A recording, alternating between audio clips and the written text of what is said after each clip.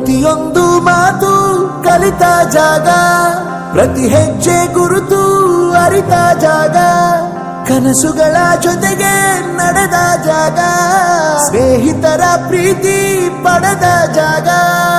ಎಲ್ಲರೂ ಒಂದೇ, ಇಲ್ಲಿ ಮೇಲೂ ಕೀಳಿಲ್ಲ, ಜ್ಞಾನದ ಹಸಿವಿದ್ದಾಗ ಮೊದಲು ಕೊನೆಯಿಲ್ಲ.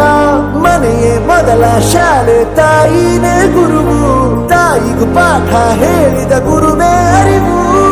ಎಲ್ಲ ದಾನಕ್ಕೂ ಶ್ರೇಷ್ಠ ವಿದ್ಯೆ ಎನ್ನುವುದನ್ನು ತಿಳಿದ ದೇಶ ನಮದು, ವಿಶ್ವದ ಕಣ್ಣು. ಮುಂದೆ ಗುರಿ ಇರಬೇಕು, ಹಿಂದೆ ಗುರು ಇರಬೇಕು, ನಂಬಿ ನಡೆದರೆ ಸಾಕು ಸಾರ್ಥಕ.